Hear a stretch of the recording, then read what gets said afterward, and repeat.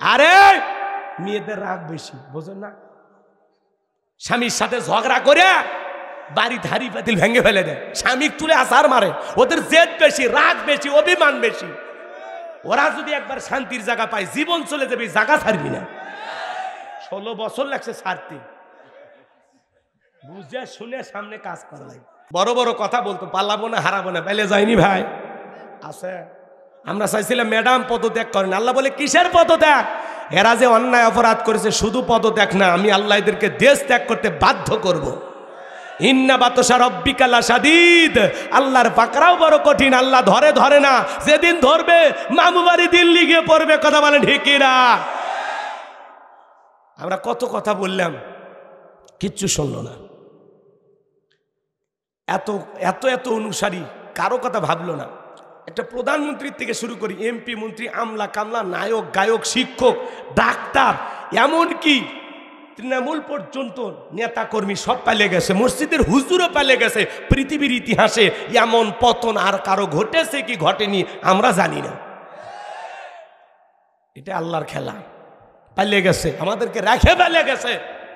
মমতাময়ী প্রধানমন্ত্রী বলা হতো, আর মা সন্তানকে ফেলায় চলে গেল। যে মা সন্তানকে ফেলায় আছে ওটা মা? কথা কন না গা। আপনি পদত্যাগ করে চলে গেলেও এই দেশে মানুষ শান্তি পাইতো। পালিয়ে যাওয়ার কারণে আপনার নেতা কর্মীরাও বিপদে, আমাদেরকেও বিপদে ফেলে চলে গেছেন। কথা বলে ঠিক এরা।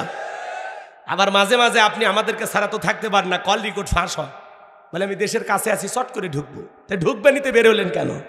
কথা কন না, কথা কন না কেন? আসে না, আসে না, আসতে চায়। আমরাও বলি মেয়ে মানুষ কতদিন বাইরে থাকবেন, আপনি আসেন। এই দেশ আপনার বাবা, এই দেশ আপনার স্বামীর। কথা বলে ঠিক কি না? বাবু আই বাপ তুমি আইবা গো, সেই দিন আইসা বুবু ক্ষমতা পাইবা না। ও বাবু আই বাপ তুমি আইবা গো, সেই দিন আইসা বুবু ক্ষমতা পাইবা না। হজনাই বহু কাদের কাকার অবস্থা খারাপ, ধরবে যে বাবার হাউন আঙ্কেল এখন সামনে আসে না।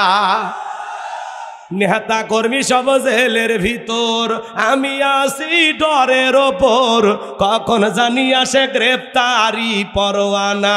বুবু আই বাপ তুমি আইবা গো, সেই দিন আইসা বুবু চিয়ার পাইবা না। ক্ষমতার চেয়ার থেকে নামা সহজ, কিন্তু এই চেয়ারে ওটা কঠিন। আর আমরা আগামীতে সিদ্ধান্ত নেব, আর যাই হোক কোন নারীকে এই দেশের প্রধানমন্ত্রী বানাবো না। আগামীতে এই দেশের পুরুষ প্রধানমন্ত্রী কারা কারা চান হাত তুলে রাখা। লিল্লাহে তাকবীর, লিল্লাহে তাকবীর। হাত নামান। নারীদের দেখার দিন শেষ। আগামীতে পুরুষের বাংলাদেশ, পুরুষ হবে আমাদের অভিভাবক। কথা বলে ঠিক না? যেই দলেরই হোক পুরুষ প্রধানমন্ত্রী চাই। পুরুষ দরকার চেয়ারম্যান ভাই, পুরুষ দরকার। কথা কন। পুরুষের সাথে মুসাফা করা যায়, কোলাকুলি করা যায়, মরে গেলে জানা যায় আসে। মেয়ে মানুষ আসবে? মন খারাপ করছেন নাকি আপনারা?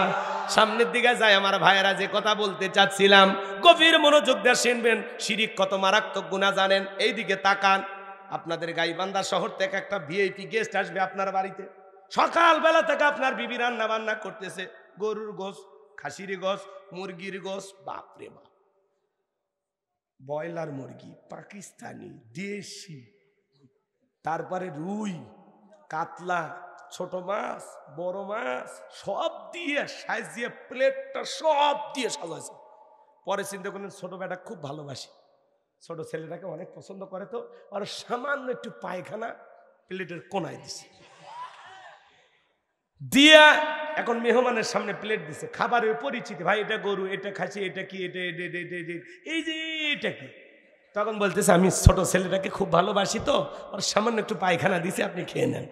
পৃথিবীর কোনো গেস্ট কোনো মেহমানের খাবার কি খাবে?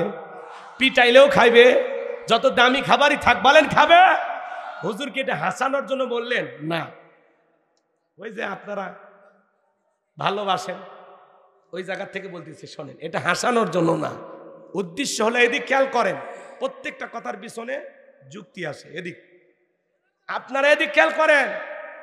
এটা মনে করেন আপনার আমলের প্লেট, নামাজ আছে, রোজা আছে, হজ আছে, জাকাত আছে, ভালো ভালো আমল দিয়া আমলের প্লেটটা পরিপূর্ণ, কিন্তু ওই আমলের প্লেটে সামান্য একটু শিরিক যদি মিশ্রিত থাকে, ওই শিরিক মিশ্রিত কোনো আমল ইবাদত আল্লাহর দরবারে কবুল হবে না।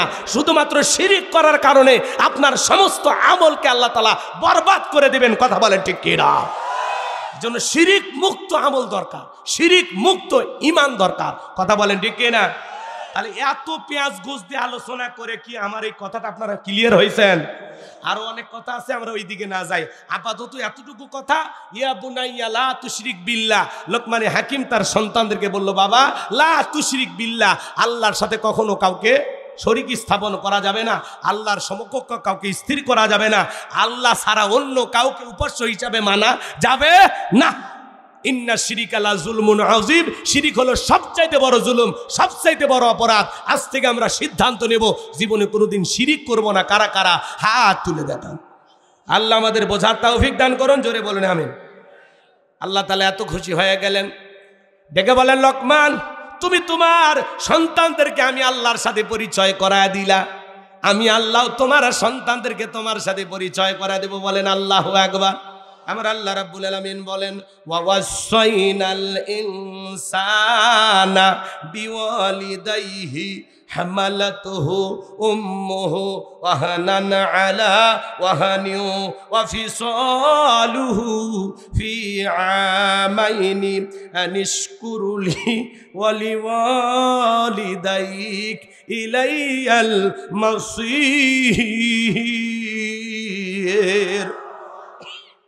আল্লাহ তাআলা ডেকে বলেন, আমি তো মানুষকে নির্দেশ দিয়েছি তারা যেন মাতা পিতার সাথে সদাচরণ করে, উত্তম ব্যবহার করে, ভালো ব্যবহার করে। এদিকে খেয়াল করেন, 5 মিনিট 6 মিনিটের মধ্যে আমি এই প্রসঙ্গটা বাদ দিয়ে অন্য বিষয় নিয়ে আলোচনা করব।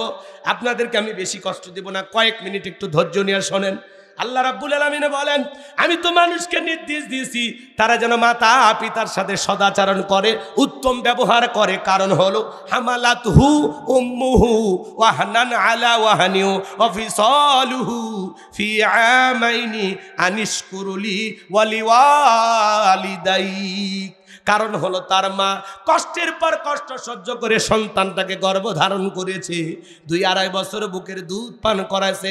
সুতরাং মাতা পিতার প্রতি কৃতজ্ঞ হও। আমি আল্লাহ তাআলার কৃতজ্ঞতা আদায় করো, মাতা পিতার প্রতি কৃতজ্ঞ হও। আর তোমরা সবাই তো আমি আল্লাহর দিকে প্রত্যাবর্তন করবা। গভীর মনোযোগ দিয়ে কথাগুলো শোনেন বাজান। একজন মা সন্তানকে নিয়ে কি পরিমাণে কষ্ট করে সেই কথা আল্লাহ তাআলা জানিয়ে দিলেন। হে যুবক, তুমি আমি যখন মায়ের গর্ভে ছিলাম 3-4 মাস মা খাইতে পারে না, মার বমি বমি হয়, মার খাবার রুচি নষ্ট হয়ে যায়। 6-7 মাস যখন হয়ে যায়, সন্তানটা যখন আস্তে আস্তে মায়ের পেটে বড় হয়, আল্লাহ তাআলা তখন সন্তানে 2টা পা মার কলিজার সাথে লাগায়া দেয়। আপনি আমি মায়ের গর্ভে যেই জায়গাটাতে ছিলাম, এই জায়গাটা মাত্র 10 ইঞ্চি বাজার। এই ছোট্ট একটি জায়গা আল্লাহ তাআলা আপনাকে আমাকে খুব সুন্দরভাবে সুরক্ষিত করে রেখেছিলেন। আমার ভাইয়েরা, 7-8 মাস যখন হয়ে যায়, সন্তান যখন আস্তে আস্তে পেটের ভিতরে বড় হয়, মার পেটটা যখন অনেক বড় হয়ে যায়, মা ঘুমাইতে পারে না, সারা রাত জায়গা কাটায়া দেয়। যে মা সন্তান পেটের ভিতরে নিয়ে রাতের বেলায় ঘুমাইতে পারে না, সারা রাত নফল নামাজ বলে যে সব হয়, মায়ের আমল নামে আল্লাহ তাআলা সেই সব লিখে দেয়। ডেলিভারির সময় যখন চলে আসে, গভীর নিশীথে মা বাবার 2টা পা জড়ায় কান্না করে। মায়ের চোখের পানি যখন বাবার পাকে স্পর্শ করে, বাবা ঘুম থেকে জাগ্রত হয়ে ডেকে বলে, বিবি এত রাতের বেলায় কেন তুমি কান্না করো, কি হয়েছে তোমার? ডেকে বলে, স্বামী আমার বড় ভয় করে গো স্বামী। কত সন্তান, কত মানুষ সন্তান জন্ম দিদিকে মারা যায়, আমি যদি মারা যায় আমারে মাফ করে দিই গো স্বামী। দীর্ঘদিন আপনার সংসার করলাম, ভুল বেয়াদবি মাফ করে দেন, বেঁচে থাকলে আবারও দেখা হবে। ও স্বামী বড় শখ, সারাটা জীবন আপনার পাশে থেকে কাটাইয়া দেব। মা কান্না করে, মায়ের চোখের পানি দেখে বাবাও কষ্ট পায়। এরপরে মা যখন বিদায় নিয়ে দাইমার ঘরে চলে যায়, প্রসবের যাতনায় মা দাঁত মুখ কামড়ায়, প্রসবের কি যে যাতনা, কি যে কষ্ট, কি যে ব্যথা, দুনিয়ার মা সারা কেউ বুঝবে না। নবীর এক সাহাবী কাঁধে করে নিয়ে খানায় কাবা তওয়াফ করে, মাকে কাঁধে করে না খানায় কাবা তওয়াফ করে। আল্লাহ রসুল জিজ্ঞাসা করলেন, সাহাবী তোমার কাঁধে কে? বলে, হুজুর আমার মা। বিশ্বনবী তখন ডেকে বলতেছেন, আমার সাহাবী বড় ভালো কাজ করতেছো, আমার তো কিসমতে মা বাবার খেদমত করার ভাগ্য হয় নাই, তুমি বড় ভালো কাজ করতেছো। ও আমার সাহাবী খবরদার কোনোদিন মায়ের মনে কষ্ট দিও না। সাহাবী ডেকে বলেন, হুজুর আমি যে আমার মাকে কাঁধে করে নিয়ে খানায় কাবা তওয়াফ করলাম, আমি কি আমার মায়ের হক আদায় করতে পেরেছি?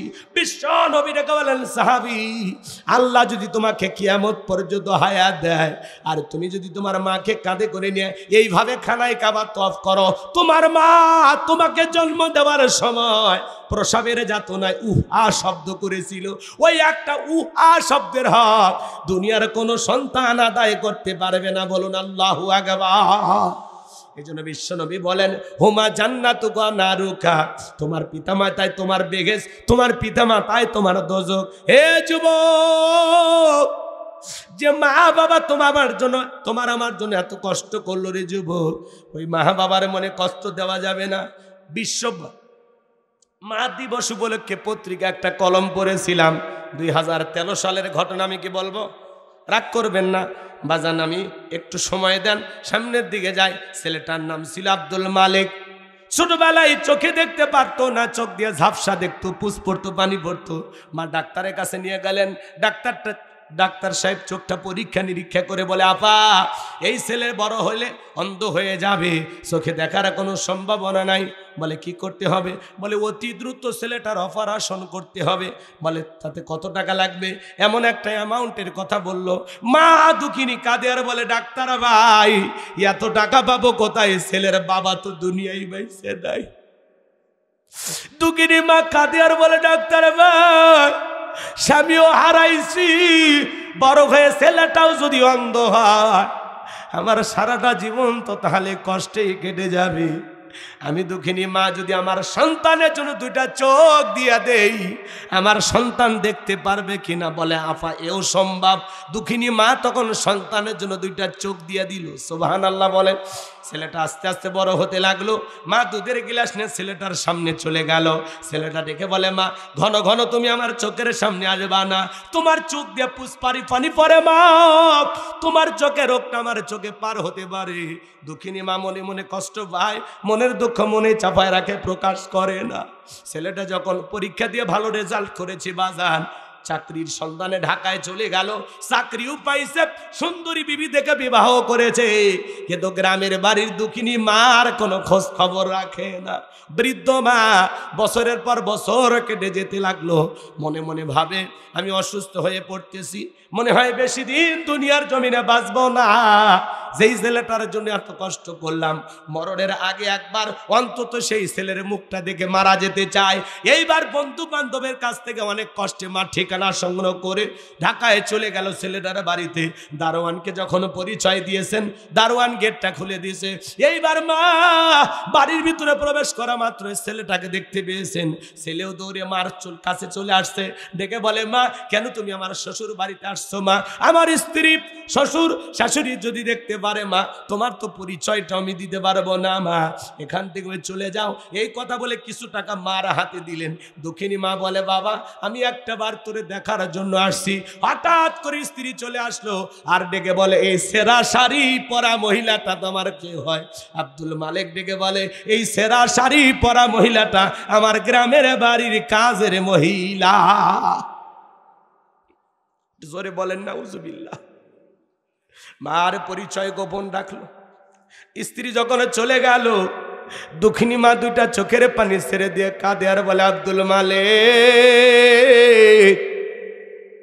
যখন তুমি অসুস্থ হয়েছিলে রে বাবা, সারা রাত জায়গা জায়গা তোমার সেবা করেছিলাম, আর আল্লাহর কাছে কেঁদে কেঁদে বলেছিলাম, আল্লাহ আমার হায়াত নিয়া হলে আমার ছেলেটারে বাঁচায় রাখো। বড় আশা করে তোর মুখটা দেখতে এসেছিলাম রে বাবা, আমি অসুস্থ, বেশি দিন দুনিয়াতে হয়তো বাবা আসবো না। আজকে বইয়ের সামনে মারে চাকরানি বানায় দিলি, এত বড় পুরস্কার দিবি রে বাবা জানা ছিল না। এই কথা বলে দক্ষিণী মা সন্তানের দেওয়া টাকা ফেরত দিয়ে বলে, বাবা আমি তোর টাকা নিতে আসি নাই, আমি আসছিলাম তোর মুখটা একবার দেখার জন্য। মুখ দেখার স্বাদ মিটে গেছে, আর কোনোদিন মায়ের পরিচয় নিয়ে তোর বাড়িতে আসবো না। এই কথা বলে দুঃখিনী মা চলে গেল। বিনা চিকিৎসায় কিছুদিন পরে দুঃখিনী মা মারা গেল। ছেলেটা চাকরির প্রমোশনে যখন এলাকায় আসছে, হঠাৎ করে মার কথা মনে হয়ে গেছে। দরজায় ডাক দেয়, মা দরজা খোলো। মার বসবাসের খাসাটা পড়ে আছে, কিন্তু মা নামের পাখিটা অনেক আগে উড়াল দিয়েছে। পাশের বাড়ির চাষির ঘুম ভেঙে গেছে। কে বা তুমি? মা মা বলে ডাক দাও। ডেকে বলে, চাষি আমারে চেনো? আমি আব্দুল মালিক, আমার দুঃখিনী মা কোথায়? চাষি কাঁদি আর বলে, বাবা আসলি যখন এত দেরি করে কেন আসলি? তোর মা তো অনেক দিন আগে মারা গেছে। ছেলে কাঁদে আর বলে, চাষি কি বলেন, আমার মা নাই? বলে, না রে বাবা না, তোর মা অনেক আগে মারা গেছে। আব্দুল মালিক বলে, চাষি দেখায় দেন না আমার কবরটা কোথায়? দুঃখিনী মায়ের কবর যখন দেখায় দিয়েছে, মার কবরের মাটি ধরে হাউমাউ করে কাঁদে আর বলে, মা এত বড় কষ্ট দিলাম, ব্যথা দিলাম রে মা, একটা বার ক্ষমা চাওয়ার সুযোগ দিলি না। ও মা এভাবে চলে যাবি এমনটা তো কথা ছিল না রে মা। তোর এই কুলাঙ্গার সন্তানটারে মাফ করে দিস রে মা। কবরের মাটি ধরে হাউমাউ করে কাঁদে। শাশি ডেকে বলে, বাবা মা মা বলে কাঁদলি, তোর মা কি ফিরে আসবে? তোর মা তো কবরে চলে গেছে। আয় আয় আমার কাছে আয়, তোর মায়ের লেখা একখানা চিঠি আছে বাবা। তোর মা বলে গেছে, যদি কোনোদিন আমার আব্দুল মালিক আমার সন্ধান করতে আসে, মায়ের লেখা সে চিঠিটা আমার সন্তানের হাতে দিও। ছেলেটা কাঁদে আর বলে, চাষি কই আমার মায়ের লেখা সে চিঠি আমারে দাও। এরা মা কত কষ্ট করে তুমি জানো? প্রসবের যাতনায় মা দাঁত মুখ কামড়ায়, চোখ বেয়ে বেয়ে পানি ঝরে যায়। ছোট্ট বালতির মতো এক বালতি রক্ত মা শরীর থেকে ঢেলে ফেলে দেয়। কত মা জ্ঞান হারায় ফেলে।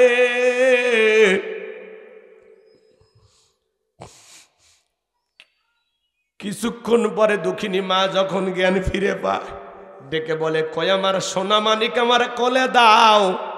মা সন্তানকে কোলে নেয়, গালে মুখে চুমা খায় আর বলে, বাঁচা দন বেঁচে থাক, আল্লাহ তোরে বড় মানুষ বানা। যে মা নিজে না খাইয়া তোমার আমার মুখে খাবার তুলে দিল রে যুবক, হে যুবক, মায়ের ঋণ আমরা কোনোদিন শোধ করতে পারবো না। আল্লাহ বলেন, কদ রব্বুকা আল্লাহ তা'বুদু ইল্লা ইয়্যাহু ওয়া বিল ওয়ালিদাইনি ইহসানা। আমার ইবাদত করো, আমার গোলামি করো, আমার ইবাদতের সাথে কাউকে শরীক করো না। আমার ইবাদতের পর তোমাদের দায়িত্ব হলো মাতা পিতার খেদমত করা, তাদের সাথে উত্তম আচরণ করা। হে যুবক, মা বাবার মনে কখনো কষ্ট দেওয়া যাবে না রে যুবক। মা বাবা যে কি পরিমাণে কষ্ট করেছে, বাবা নামের বড় বৃক্ষ সারাটা জীবন ছায়া দিয়ে তোমাকে আমাকে আগলায় রাখছে। মাঠে ঘাটে কাজ কইরা, চাকরি কইরা, ব্যবসা বাণিজ্য কইরা, দুনিয়ার সব কিছু রাইকা যে বাবা চলে গেল, যে মা চলে গেল, ওই মা বাবার মনে কষ্ট দেওয়া যাবে না রে যুবক। কেন তুমি মা বাবার মনে কষ্ট দাও? তুমি কি ভুলে গেছো যুবক? একদিন বাবার হাত ধরে দুনিয়ার জমিনে হাঁটা শিখেছিলাম, বাবার কাঁধে চড়ে দুনিয়াটা ঘুরেছিলাম। তুমি কি ভুলে গেছো? ওই দুঃখিনী মা রাতের পর রাত ঘুম জায়গা তোমার আমার সেবা করেছিল। ওই মা বাবার মনে কখনো কষ্ট দেব না। কোন কোন যুবক আছো পিতামাতার খেদমত করে তাদের মুখে হাসি ফোটায়া তাদের দোয়া নিয়ে জান্নাতে যেতে চাও? দুটা হাত তুলে আল্লাহকে দেখাও। আল্লাহ আমাদের সবাইকে পিতামাতার খেদমতকারী সন্তান হিসেবে কবুল করুন। চিল্লা বলুন আমিন। হাত নামায়। এ যুবক, শ্বশুরের দেওয়া ডিসকভার পালসার পাইয়া পাগল হইয়া যায়ও না।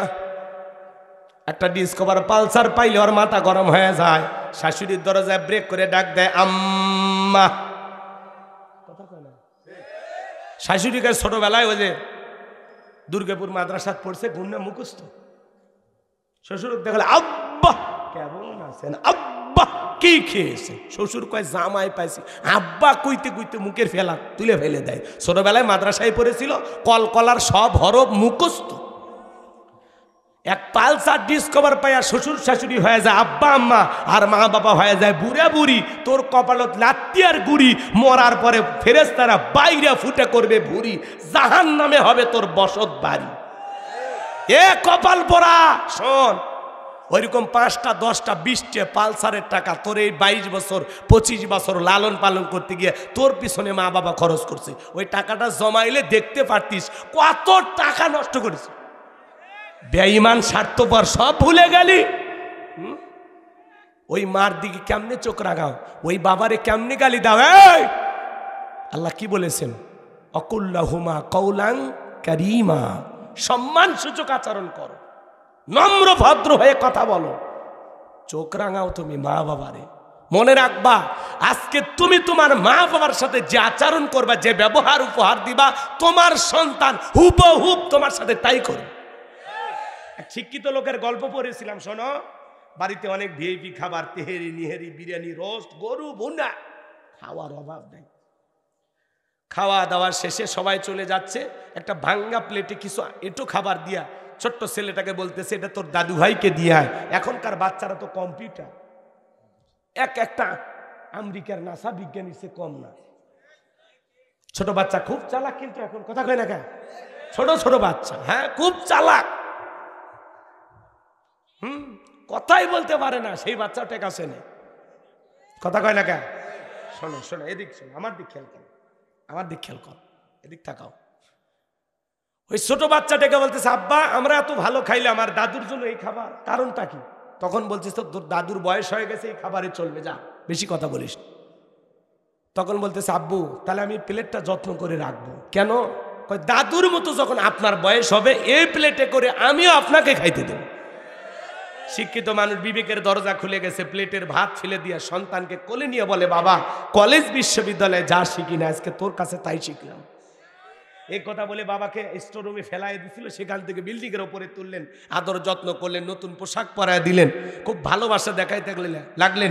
বিবি এসে ডেকে বলে কি ব্যাপার, বৃদ্ধ মানুষটাকে উপরে তুলে এত যত্ন করতেছেন, ব্যাপারটা কি? তখন বলতেছে চুপ চুপ, আজ থেকে আমরা যা খাবো বাবা তাই খাবে, আমরা যা পরবো বাবা তাই পরবে, আমরা এই রুমে ঘুমাবো, পাশের রুমে বাবা ঘুমাবে। আজ থেকে যদি আমার বাবাকে অসম্মান করে যদি করিস কোনো বাড়াবাড়ি 1 2 3 পাঠায় দেব বাপের বাপ। বিয়ে করে বউ পায়া পাগলা হয়ে যাস না। সেলফি তোলার ঠেলায় তো জীবনের কোনো কথাই মনে থাকে না। বাসর ঘরে বিড়াল মারা লাগে, বউকে প্রথম দিনে বলা লাগবে শোনো সোনা, করবা না কোনো তাল বাহানা, আমি যা বলবো তুমি তাই শুনবা। আমার পিতা মাতা বেঁচে আছে যতদিন এক পাতিলে রান্না হবে ততদিন, পাতিল আলাদা করার চিন্তা করবি না। কারণ ওই মা বাবা কষ্ট পাক আমি চাই না, আমি ভালো খাবো আর পাশে আমার মা বাবা কষ্ট করবে, এমন কুলাঙ্গার সন্তান আমি না। আমি মা বাবার ভদ্র সন্তান, আর তোমারও ভদ্র স্বামী হয়ে বাঁচতে চাই। বিদায় কুটুর কুটুর করে মা বাবার বিরুদ্ধে কোনো কিছু বলে আমাদের সন্তান, মা বাবা আর সন্তানের মধ্যে সম্পর্ক কাটার কথা চিন্তাও করবি না, স্বপ্ন দেখবি না। কারণ তুই চলে গেলে চুটকি মারলে আরো 2 জন আসবি। সংসার করলে বুঝে শুনে করবো। কথা শেষ। বউ যদি ভালো মানুষের বাচ্চা হয় ওই একদিনের 1 ডোজেই ভালো হয়ে যাবে। তোর তো ওই ধান্দা নাই, সেলফি তুলিস আর ফেসবুকে দিয়ে দিস দোস্তরা অমুক পাড়ার অমুক মেয়েকে বিবাহ করেছি, দেখো তো বউটা দেখতে কেমন হলো। তো তোমরা যেভাবে পাবলিসিটি শুরু করছো, টিকটক উল্টা পাল্টা ভিডিও, কোন দিন যে বাসর ঘরে লাইভ করে আল্লাহ ভালো জানে। কারণ এদের রুচি নষ্ট হয়ে গেছে, তো এদের মগজে কুত্তে পেশাব করে দিছে। এই বইয়ের ছবি ফেসবুকে ছাড়া যায়? হ্যাঁ জায়েজ আছে? বউ কি পাবলিসিটি করার জিনিস? পার্সোনাল জিনিস, একা দেখার জিনিস, ঢাকে রাখার জিনিস। এই ঢাকে রাখার জিনিস। একা একা খেতে চাও, দরজা বন্ধ করে খাও, রাগ করেন না। আর সেই বউকে সাজিয়ে গুজে মানুষ হোক দেখা রাস্তার ভ্যান আলা মুসি মেথর সবাই দেখেছে। কথা কন ভালো হয়ে যায়। বইয়ের ভালোবাসা বইয়ের কাছে, মায়ের ভালোবাসা মায়ের কাছে। কাউকে বেশি প্রাধান্য দিকে কাউকে অবহেলা করার কোনো সুযোগ। আমি বলতেছি না তোমার বইয়ের সাথে খারাপ ব্যবহার করো, আমি বলতেছি না। বউকে ভালোবাসা লাগবে। একজন হলো জন্ম দিয়েছে, কথা কর না কে, আর একজন তোমার সাথে পরিবারের সব সাইডে তোমার পাশে ঘুমাইয়া শান্তিতে একটু রাত কাটাইতে চায়, তোমার সাথে একটু জীবনটা কাটাইতে চায়, বিদায় তারেও কষ্ট দেওয়া যাবে না। কিন্তু বইয়ের ভালোবাসাটা গোপন, মায়ের ভালোবাসাটা ওপেন। বউকে ভালোবাসবা দরজা লাগাইয়া, এত আদর যত্ন ভালোবাসা দিবা, তোমার বউ তোমার মা বাবাকে ভালোবাসতে বাধ্য হবে। শাসন করা লাগবে খুব আদর করে। মেয়ে মানুষ বেশি জেদ করলে, রাগ করলে সংসারে ঝামেলা বেশি হয়। কারণ এরা বেঁকা হারের তৈরি। বাঁকা হার আছে না, এই বাঁকা হাত থেকে আল্লাহ তৈরি করছে। বেশি সোজা করবে গেলে ভাঙ্গে তছনছ হয়ে যাবে। অতএব মানিয়ে নিয়ে চলা লাগবে, একটু ব্যালেন্স করেই চলা লাগবে। কথা কর, বোঝা গেল? বউ যতই বুঝাক, তোমার মা দেওয়া লাগবে কে, তোমার বাপক দেওয়া লাগবে, তোমার ভাই বোনকে এত দেওয়া লাগবে কে, তার কি আর সন্তান নাই? সব দায়িত্ব কি তোমার? আর তুমি যদি এইভাবে খরচ করতে থাকো, আমাদের ভবিষ্যৎ কি হবে? তোমারও তো ভবিষ্যতে 2-4টা বাচ্চা কাটতে হবে। আজকে 4 পা, ভবিষ্যতে 6 পা, এরপরে 8 পা। ওই খালি পায়ের হিসেব করে আছে না এরকম বউ? ভাবেন না ভাই, এগুলো কথা শুনে আপনারা যান উল্টা পাল্টা ভাবেন না যে হুজুর এগুলো কি কইলে ওয়াজ, এলে ওয়াজ না কি বেটা শোন। তোর কথা পছন্দ হচ্ছে ভাতিজা, তুমি দেখা করে বগুড়ের দই খিলাব। ওই কাছে এটাই আসল আছে 1 নাম্বার। লিল্লাহে তাকবীর। বউ আপনারে যতই বুঝাক, আপনার দায়িত্ব তলে তলে খরচ করতেই থাকবেন। মারে দিবেন, ভাইরে দিবেন, বোনরে দিবেন। শোনেন, হাদিস শরীফের ভিতরে আসছে, কেউ যদি তার রক্তের আত্মীয় স্বজনের জন্য খরচ করে, আল্লাহ তার হায়াতও বাড়াবে, তার সম্পদও বাড়াবে। সুবহানাল্লাহ। এই জন্য ভাই বোন, রক্তের আত্মীয় স্বজন, মা বাবা, এদের জন্য খরচ করলে সম্পদ কমে না বাড়ে? সম্পদ কমে না বাড়ে? কৃপণতা করার কোনো সুযোগ নাই। ওদের হক আছে, সেই হকটা সঠিকভাবে আদায় করতে হবে। বউ যতই বুঝাক, ওর কথা শোনা যাবে না। বউ যেন বুঝাইতে বুঝাইতে ক্লান্ত হয়ে এই কথা বাধ্য হয়, এই কথা বলতে বাধ্য হয়, তোমারে যে এত বুঝায় কি করো? তোমারে যে এত বুঝায় কি করো? বলদের মতো এতই বুঝাই, একটা বলদের সাথে সংসার করতেছি। বউজন রাগ করে আপনারে বোকা মনে করে, আপনি যে কত বড় শেয়ানা ওটা আপনি বুঝলেই হবে। বইয়ের সামনে একটু বোকার একটু অভিনয় করবেন। বউজান বোঝে আমার স্বামীটা কি বোকা, বোঝে না, এই ভবিষ্যৎ নিয়ে কিচ্ছু বোঝে না। কিন্তু আপনি যে কি এটা তো আপনি বোঝেন, কিন্তু ওদেরকে বোঝান লাগবে যে আমি একটা বোকা স্বামী।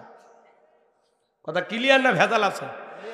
তাহলে মা বাবার খেদমত করবেন। মা বাবার মনে কখনো কষ্ট দেওয়া যাবে, আর আমি আমার মা বাবাকে কষ্ট দিলে আমার সন্তানও আমাকে কষ্ট দিবে।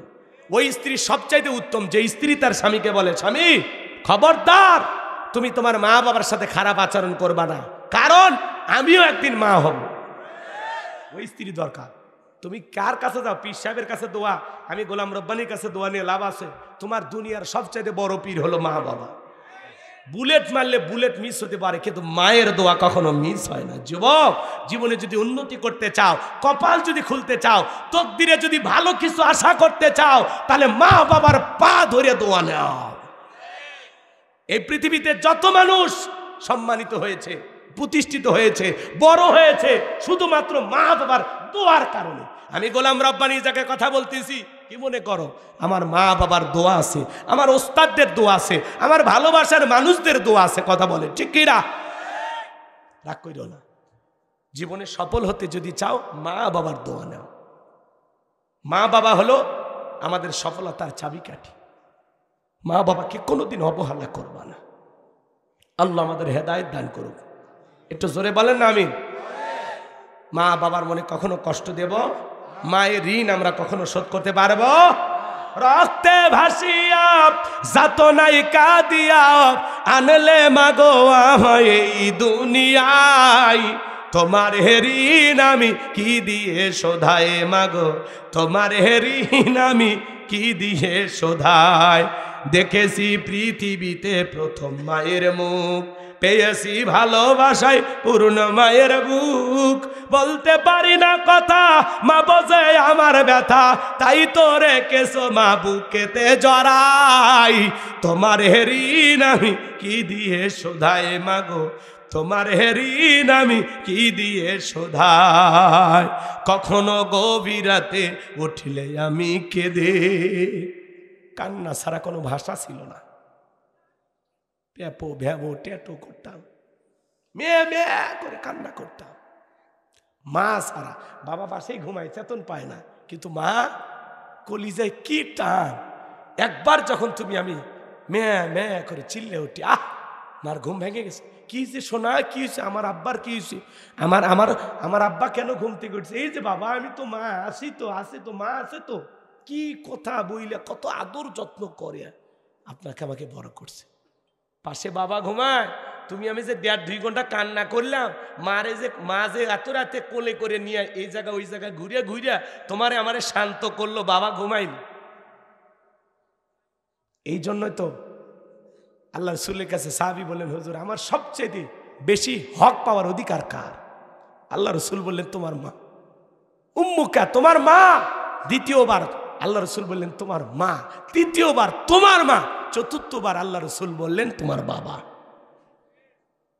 কেন মায়ের হক 3 বার? কেন মায়ের এত মর্যাদা? 1 নাম্বার, মা সন্তান গর্ভধারণ করে, বাবা করে না। কথা কয় না গো? নাকি এলাকায় পুরুষেরাও দেয় 2-1টা? কথা বলেন না কেন?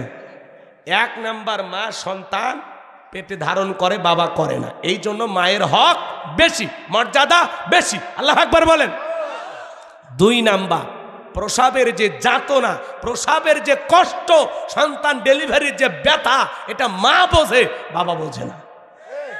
এই জন্য 2 নাম্বার মায়ের হক মর্যাদা আল্লাহ বাড়িয়েছেন। 3 নাম্বার, মা সন্তানটাকে দুধ পান করান, বাবা করায় না। এই জন্য মায়ের সম্মান মর্যাদা বেশি। অনেক পুরুষ এই জন্য মন খারাপ করে, না বুঝে মন খারাপ করলে হবে? এই যে 3টা যে বললাম, এর কোনো একটা করার ক্ষমতা আপনার আমার আছে? হ্যাঁ, অনেকে যে সমান অধিকারের স্লোগান দেয়, নারী পুরুষ কি কখনো সমান অধিকার হতে পারে? পারে না। সমান অধিকারের স্লোগান দিয়ে যারা নারীদেরকে ময়দানে নামাইয়া বেপরদায় উলঙ্গ পানায় বেহাপানায় ঘুরাইতে চায়, এরা হলো শয়তান রূপী মানুষ। ওদের চিন্তা ভাবনায় শয়তানি আছে। নারী পুরুষ কখনো সমান অধিকার হতে পারে না। নারীর মর্যাদা সম্মান পুরুষের তুলনায় অনেক বেশি। আল্লাহু আকবার বলেন। তোমার আমার পায়ের নিচে স্যান্ডেল, আর মায়ের পায়ের নিচে সন্তানের বেহেস। সুবহানাল্লাহ বলেন। নারী হিসাবে আল্লাহ তাআলা তার নারীকে কত মর্যাদা দিয়েছেন, কন্যা হিসেবে মর্যাদা দিয়েছেন, স্ত্রী হিসেবে মর্যাদা দিয়েছেন, মা হিসেবে মর্যাদা দিয়েছেন। নারীর মর্যাদা ইসলাম অনেক অনেক দিয়েছে। ইসলামে নারীর মর্যাদা সবচাইতে বেশি। আল্লাহু আকবার বলে। তার মানে এটা নয় যে নারীরা রোজগার করবে আর পুরুষ বাড়িতে বসে থেকে। সমান অধিকার এটা না যে ছেলেও সম্পত্তি যা পাবে মেয়েও তাই পাবে। কথা কন না কা? সমান অধিকার এগুলো আমরা উল্টা পাল্টা বুঝি। কঠিনকালে সমান অধিকার প্রতিষ্ঠিত করা যাবে না। সমান অধিকার যদি হয় তাহলে মা 5 মাস গর্ভে রাখবে, বাপকেও 5 মাস রাখা লাগবে। সম্ভব? সম্ভব? মা 1 বছর দুধ খাওয়াবে, বাবা 1 বছর খাওয়াবে, পারবি? তাহলে কিসের সমান অধিকার?